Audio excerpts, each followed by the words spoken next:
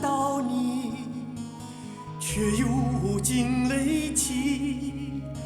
长夜落日山河灼，你在缥缈云里花里，你在缥缈云里花里。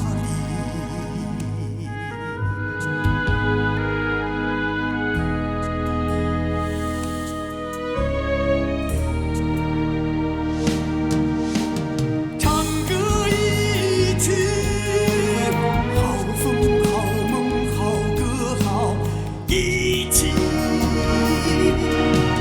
唱歌一曲，好风好梦好歌好一起。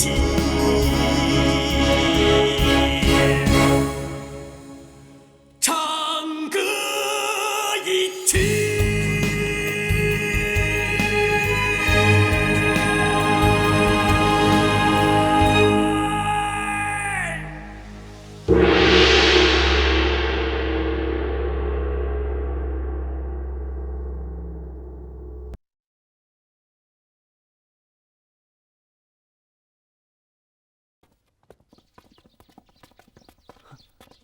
好家伙，还是个伯父。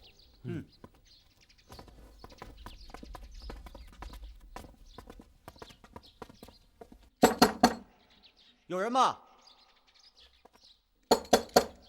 有人吗？可煞作怪，难道是座空宅子？有人吗？有人吗？怎么回事啊？刚才我敲门，没人答应，然后门就开了。管他的，进去再说。哎，贵主人，小人狄春有要事求见，告诫。走，走，走。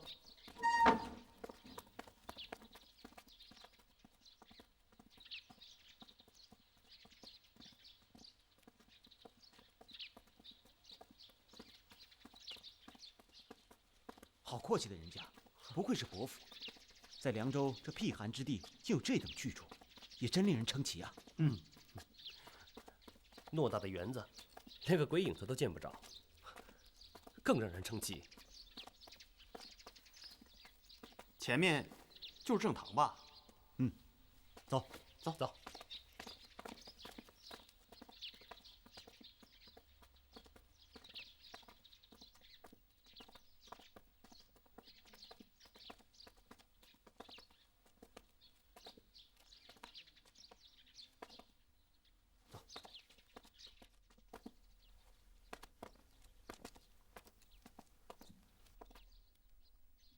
贵主人，小人狄春受人之托，要将一封信转交一位叫红姑的人，不知贵处可有此人？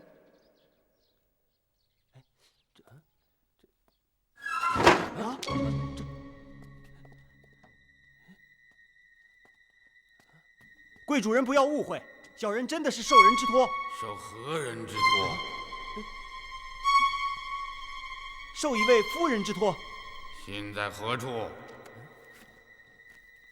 在小人手中。将信放在门前。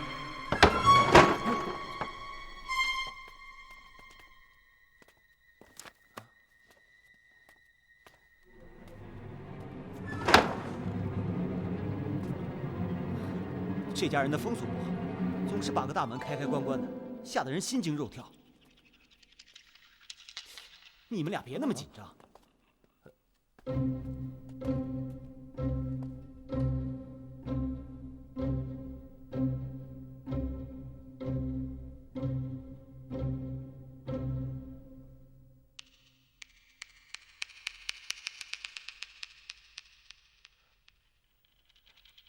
这堂里怎么让人觉得那么憋屈啊？我看事情有些不对。你别自己吓唬自己。咱们受人之托前来下书，还能犯了谁的忌不成？走。等等，几位，请随我来吧。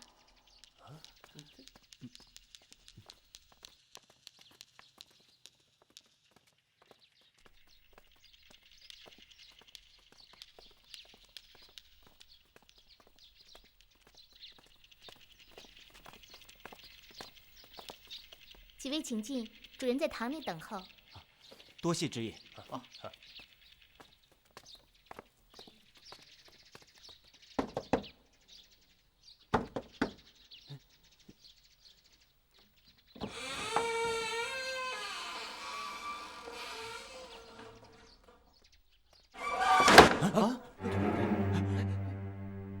这是怎么回事啊？什么声音？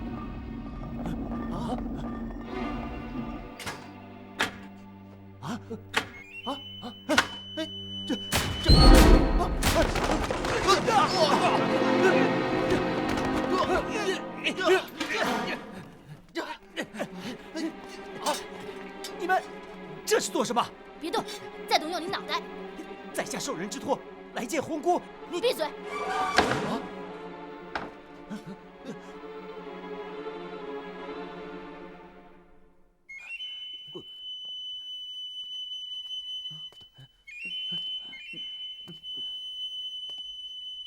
是谁让你前来送信？是这样。是的，整个事情的经过就是这样的。曾太，现在你还认为此案是邪神所为吗？你身为刺史，封疆大吏，深悉境内梨树生计安危，其责不可谓不大。然在凉州辖境，歹徒猖獗，假借神明，危害百姓，以致生民性命难以维系，境遇万分凄苦。而你这位刺史大人竟丝毫不知，还妄言什么邪神作祟，将此事说成是冥冥之事，难道你不惭愧吗？恩师教训的是，曾太遇事不察，粗疏大意，万分汗颜。此案蹊跷诡异，犯案之法更是大异寻常。对手利用当地百姓对黑衣天王的笃信，将案件引入歧途，无迹可寻，无踪可查。先将你们带进一个不可知的世界，而后再一步一步走进了他们设计的构中。所幸的是，天网恢恢，此事竟为恩师所遇，真是凑巧之极呀。大人之所以绕道深山，就是听说凉州附近百姓崇信邪神，深恐危害曾兄志举，为你惹来麻烦，这才特意绕道前赴深山探查。我们一路所遇，根本不是巧合，而是必然呢。恩师深情关怀，令曾太万分惭愧。好了，坐吧。好，来坐。恩师，案发之后，学生已命人暗中调查散布在各处乡村的黑衣天王庙，并且将凉州全境封闭，尤其是各州道及外国的行旅商队，更是只可进不可出。非常好，此乃明智之举。就此次案发来看，对手的目的绝不会只为了那500万两饷银。哦，你想一想，以黑衣社在凉州一带的势力和其巧取豪夺的手段，用什么方法不能得到几百万两银子？他们为什么要犯此大险，从精锐的龙武卫铁甲军手中劫夺银两？不错，龙武卫是天下精兵，战力之强，稳打海内。一旦黑衣社操作不当，定会弄巧成拙，不但无法劫走饷银，还会陷自身于死地。这种做法确实非常冒险。是啊，劫夺由龙武卫铁甲军重装押运的饷银，谈何容易？首先，劫运大军出发的日期、行走路径都是朝廷的绝密。试问，这些黑衣社的歹人是怎么知道的？大人，刚刚卑职也想到了这个问题，我想这当中定是有内奸作祟。内奸？元芳说得很对，这一点现在已经可以肯定了。其二，元方刚刚说过，龙武卫铁甲军训练有素，乃天下精兵，其战力之强，绝没有一支民间的武装力量可以与之匹敌。据曾泰叙述当时现场的情形，可以肯定，黑衣社歹人不是通过强攻的方式达到目的。我们依照当时现场以及我们在荒山古堡和洪家堡两处所看到的歹人释放毒气致人死命的情形进行推断，应该可以得出这样一个令人比较信服的结论，那就是他们是使用了投毒的方式，令解运大军全军覆没。这一点应该是毋庸置疑。好，那么问题就出现了，这些歹人是如何令3000精兵同时中毒的呢？这真是一件奇异的事情，说起来容易，真正操作起来，可以说没有丝毫的可能性。恩师，歹人会不会像古堡和洪家堡那样释放毒气，致令大军中毒呢？不可能，大漠之中不比天王庙和谛厅这种封闭之所，那里通风透气，即使将毒气释放出来，也会随风飘走。更危险的是，一旦风向改变，那他们不但达不到毒杀大军的目的，自己还会受到重大的伤害。有道理。我想他们做成此计，定然与大地洞有着紧密的联系。大地洞？可这与大地洞有什么关系？而今事情尚不明朗，我们只是做一个推断性的分析。据你说，地洞之时，大漠里刮起了旋风。正是，凉州地区自古即是如此，每遇地洞，必会引发沙漠旋风，持续时间多则数日，少则1天。你刚刚还说到，所有死亡的军卒都是敞胸露怀，嘴唇干裂。是的。从死亡军卒的状态，我们可以得到这样一个结论：大军中毒之前是处在极度缺水的状态下。应该是的。你们想一想，解运大军进入大漠，是事前规定好的解运路线，并不是仓促之下做出的决定，对吗？这是当然。既然如此，大军在进入沙漠之前，不管是军卒的随身饮水，还是灌饮骆驼的用水，都会准备充足。这一点你们认为有道理吗？这是肯定的。进入沙漠，水是第一位的。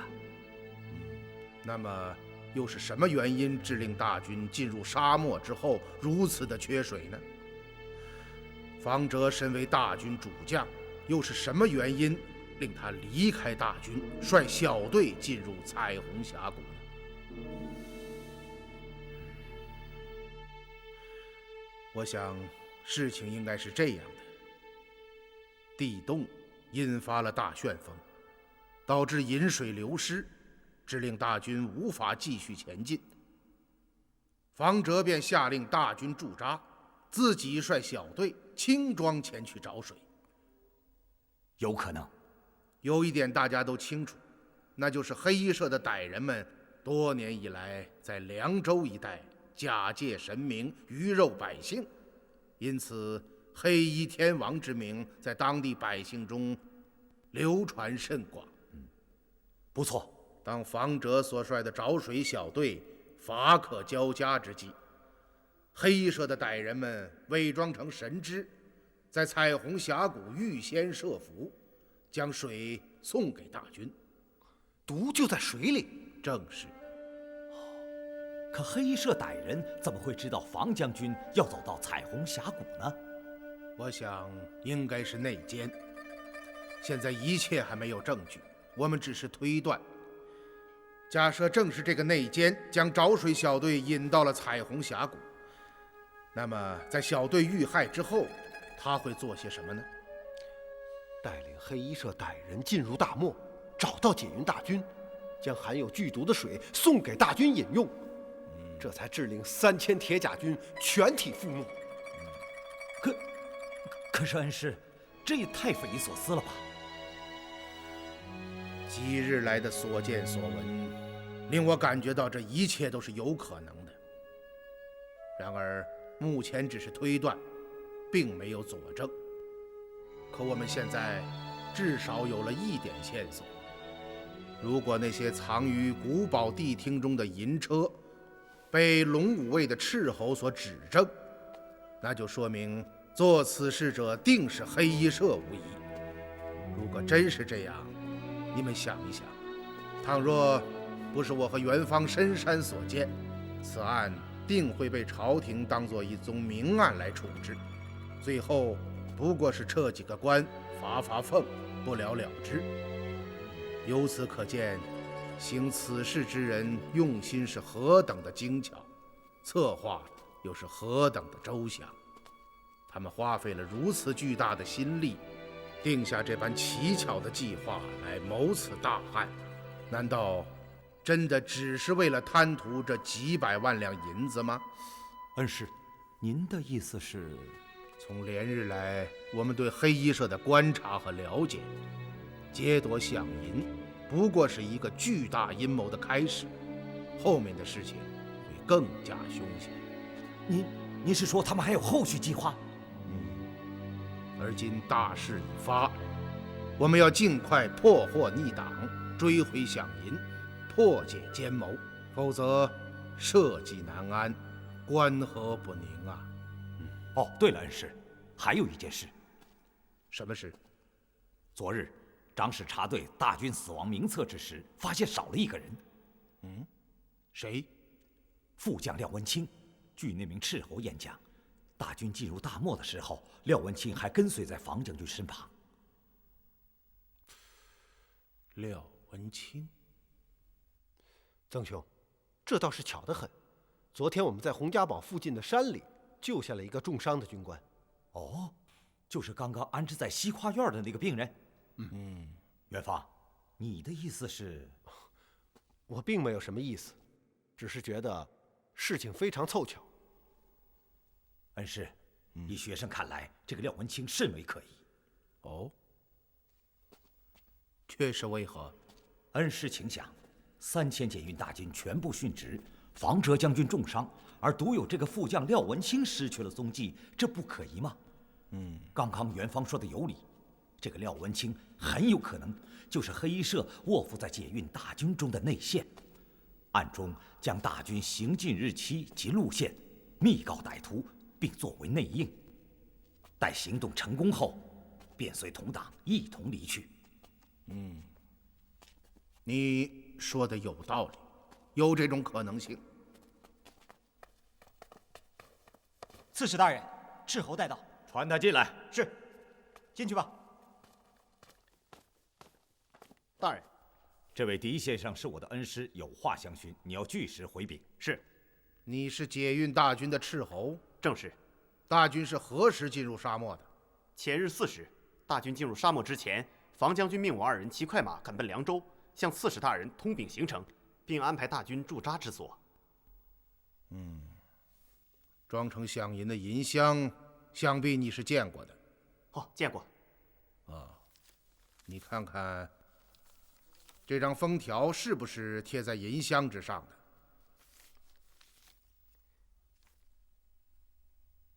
啊，回先生，正是贴于银箱之上的签封。你能肯定？好，绝对错不了。驼架是原木制成，银箱置于驼架之上，上贴签封，对吗？正是。真的是银箱。你们最后见到副将廖文清是什么时候？是大军进入沙漠之前。如果你们见到他，能够认得出来吗？当然认识了。好了，你下去吧。是。那些箱子果然装的是饷银，看看起来我们的推断完全正确。王强一伙歹人利用大地洞，施巧计毒杀解运大军，劫走饷银。那个小姑娘临死之前所说的，就是这个意思。恩师，现在怎么办？事不宜迟，我们立刻率军进山，清剿古堡，擒拿逆贼，夺回饷银。是。别喝，别喝，有毒。你怎么了？你醒醒啊！小桃，他怎么了？先生，刚刚他突然坐起身，大喊大叫，然后又倒下了。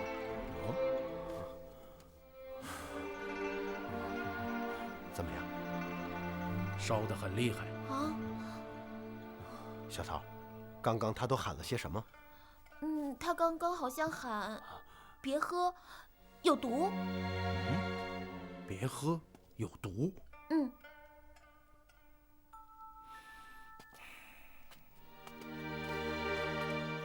大人，自我们从半道救下他，已有几日光景了，怎么这病情还不见好转？哦，小桃啊。先生。每日的药量都是按我开的方子服用的吧？是啊。哦，小桃啊，我们要出去几天。啊，你们要走啊？几天就回来啊？哦，那不带我去啊？小桃，你还要照顾病人啊。那倒是。可你们早点回来。这儿人生地不熟的，万一……你放心吧，不会有事的啊。那好吧。待会儿狄春回来了，你要他骑快马赶到荒山古堡与我会合，听明白了吗？听明白了。好好看着病人啊。先生放心。恩师，都准备好了，我们出发吧。好，走。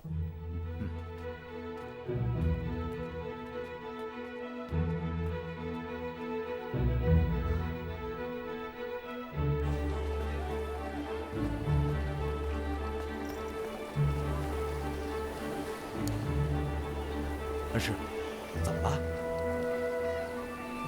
曾太，远方。大人，这万一……恩师，这样似乎不妥吧？就这样定了。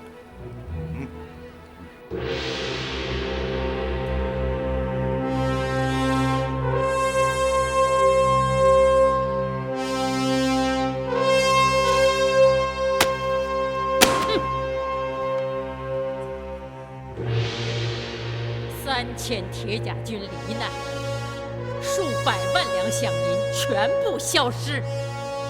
凉州刺史曾泰在奏折中说，乃是邪神作祟，在大漠之中施妖法残杀大军。朕看到了。是，陛下，此事该当如何处置？该杀！左龙五卫将军房哲身为解运大军统帅，王乎懈怠，以一军之力，竟为小小的妖神所灭。这令大军损折，官银失丧，实为恶中之首。着即免去左龙五卫将军之职，押解进京，交部机3司议处。陛下，房哲身负重伤，至今还在昏迷之中，是否待其苏醒后再行处置？罢了。凉州刺史曾泰治境不严，竟令邪神命贵肆虐其间，实属可恶，过难赦免。着即免去凉州刺史之职，立刻进京听候处置。哼！去！陛下，凉州刺史曾泰自到任以后，治境有方，刻不屯垦，劝克桑农，协和诸夷，辖境内气和人顺，劳育不兴。近年来颇受当地百姓爱戴，实为不可多得的好官呐。今虽饷云失于其境内大漠之中，然此乃妖神作祟，非人力可及。细思之下，彼虽有过，过不至免官。况且此事来龙去脉尚不清晰，结果如何，恐怕要待细勘之后再做定论。倘案定后曾泰真有大过，不管革职免官都不为迟。如此仓促罢免，臣恐人心难服啊。也罢，简之，依你之见，当务之急是要查清此案的来龙去脉。正是。曾泰在奏折中写得很明白，此事乃妖神作祟，看样子这就是一桩无头的明案。似此等还有何可查？陛下，而今事情的真相究竟如何，殊难预料。以臣愚见，陛下当委重臣赴凉州查查，以使真相大白于天下。如果真是一桩妖神作祟的明案，恐怕也就只能是不了了之了。到那时，陛下再做处置也不为迟啊。那依你之见，何人为宜啊？陛下心中的人选，正是臣想说的。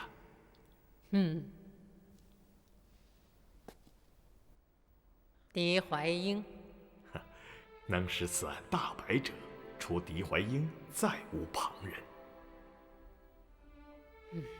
话是不错，然朕刚刚准其回并州休养，事隔数日便委以差遣，是不是有些言而无信呢？陛下过虑了。像狄怀英智力忠纯，以往的大案奇案，哪一次他不是临危受命？陛下又何曾听到他危言抱怨呐？就这样定下了。简之，你即刻拟旨，赴狄仁杰内史职，加西北道处置大使，前往凉州查查此事，只道即行，不得迁延。臣遵旨。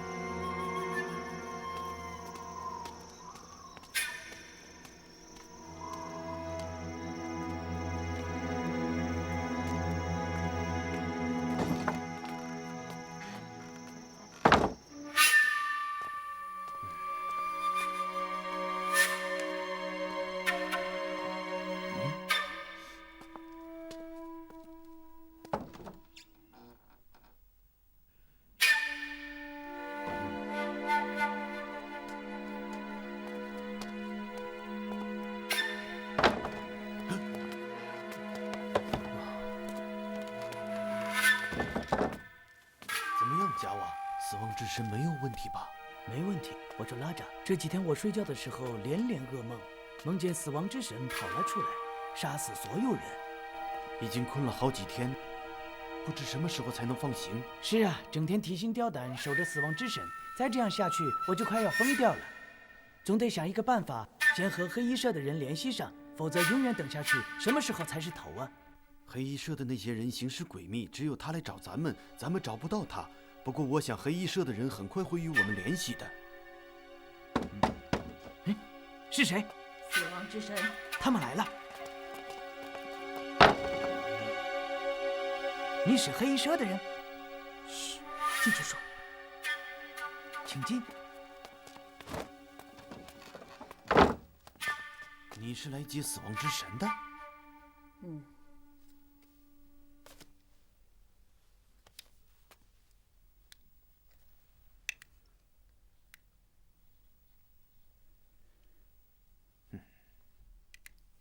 你们终于来了，怎么就你一个人？最近风声很紧，昆卫圣骑士圣域今夜寅时到城北大仓库中交易。好，我们一定准时到。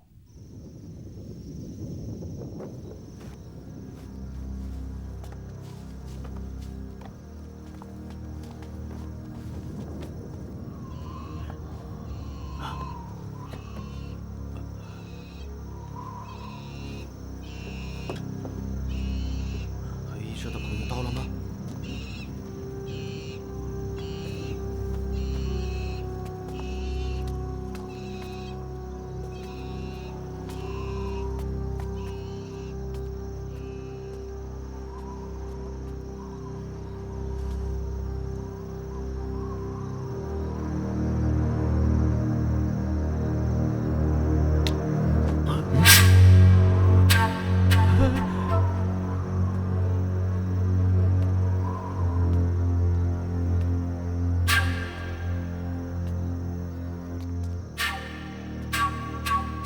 就是昆卫圣骑士，货都带来了吗？银子准备好了吗？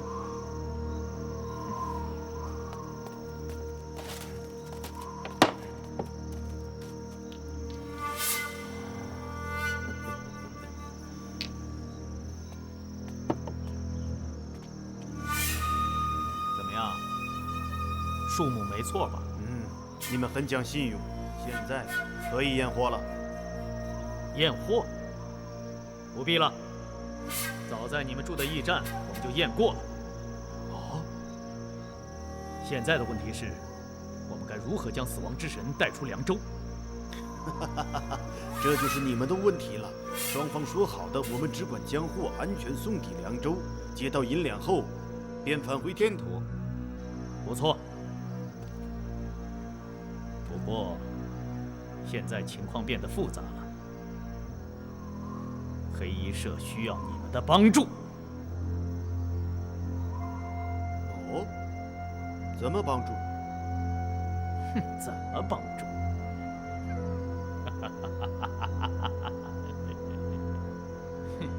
你说呢？对不起，我们要走了，叫人把银子搬走。好，好了，后会有期。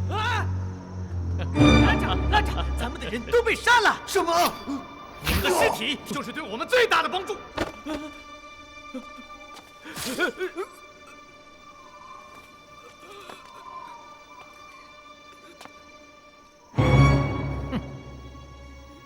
吉姆是不会放过你的。难道你们的头领基姆没有告诉你们，你们来了就再也回不去了？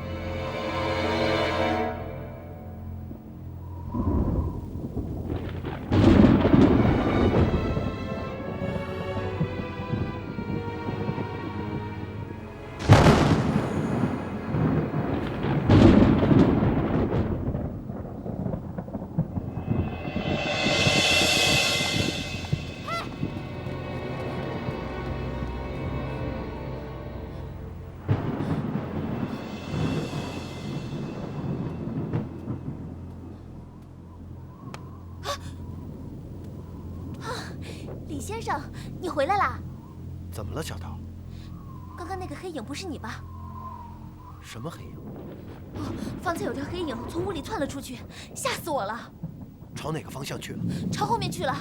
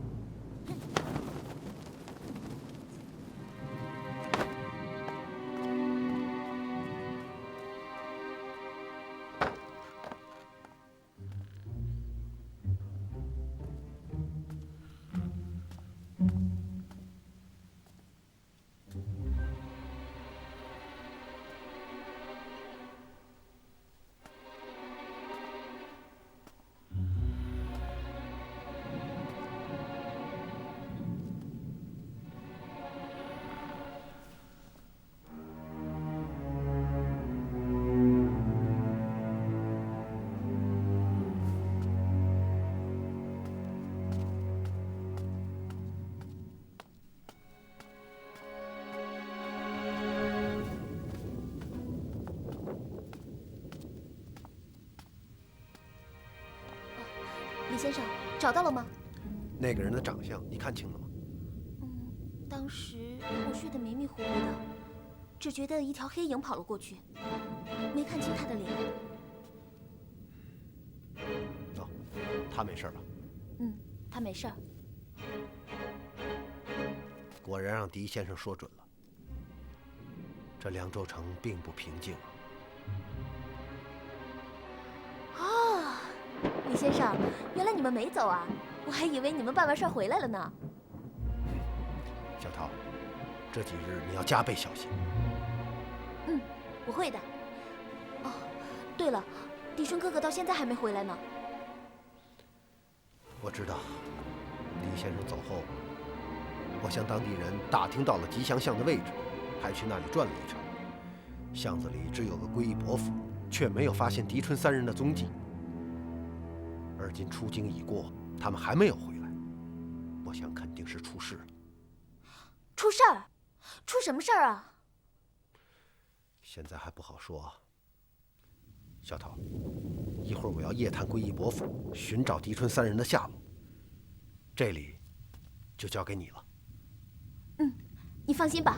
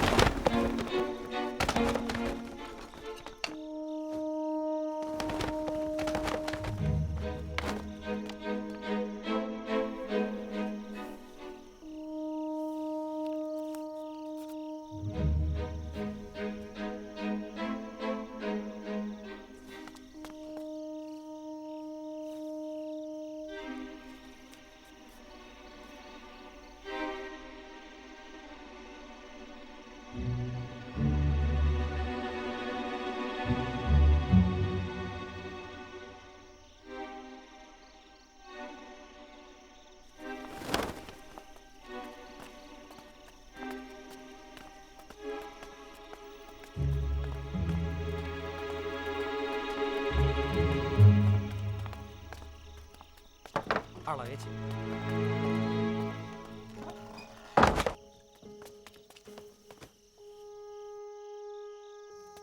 大哥，出事了！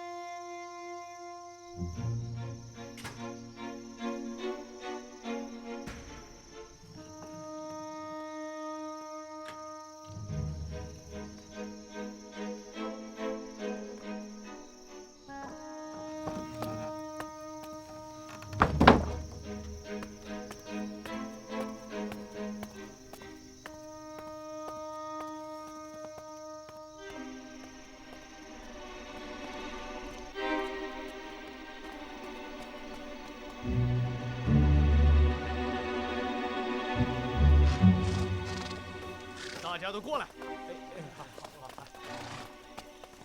你们都给我记住。好，明白了吧？明白了，明白了。走，走。